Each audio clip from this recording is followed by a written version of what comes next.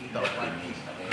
Pada prinsipnya ya alhamdulillah kita tidak ada putusan selawati, lanjut ke pokok perkara, menghadirkan dari saksi dengan fakta-fakta yang kami dapatkan di MK, bukti,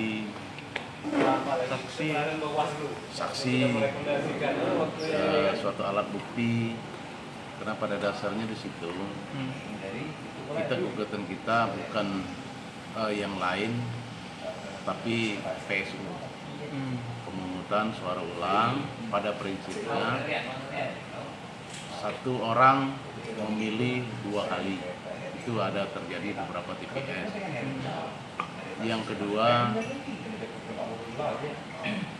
suara yang timbul C1 dengan absensi dengan yang hadir itu beda. Banyaklah surat suara keluar dengan absensi yang hadir. Pertanyaan, siapa yang milih? Kita tidak nuduh milih siapa, milih si paslon mana, tapi di situ ada kelebihan suara. Yang ketiga, di situ absensi ada ditandatangani oleh penyelenggara dengan tanda tangan sama. Apapun bentuknya, apapun permintaan pemilih, itu tidak dibolehkan penyelenggara menandatangani absensi itu. Untuk PSU di beberapa TPS yang kita ajukan itu 54 TPS. Tersebar di seluruh kecamatan berarti? Kecamatan. Oh, siap. Agak mungkin ya. Ya, bukti kemungkinan nanti ada bukti tambahan, tapi prinsipnya yang kami daftarkan itulah TPS yang bermasalah untuk sementara itu. Karena kami dinyuk 2 hari, 3 hari.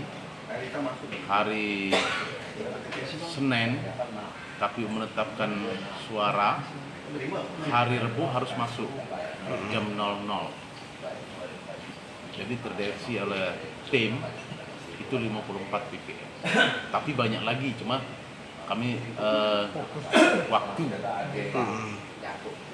di beberapa TPS masih ada, cuma waktu habis kami masukkan yang terdeteksi oleh tim, daftarkan ke MK. Itu menang ada, kita kalah, bukan masalah menang kalah, tapi penyelenggaranya di situ yang tidak jelas. Ada beberapa TPS kita menang mutlak, tapi ada tambahan suara yang tidak sesuai dengan absensi. Bukan kalah di TPS itu, tapi ada yang kita mutlak, ada yang ini, tapi ada lebih suara tadi, tidak sesuai dengan absensi yang hadir. Fakta persidangan MK ya sesuai dengan fakta, ya kita gugatan kita meminta menggugurkan surat KPU, yang kedua melaksanakan PSU yang sesuai dengan gugatan. Oke, otomatis optimis. Jangan lupa subscribe, share, komen, dan like ya.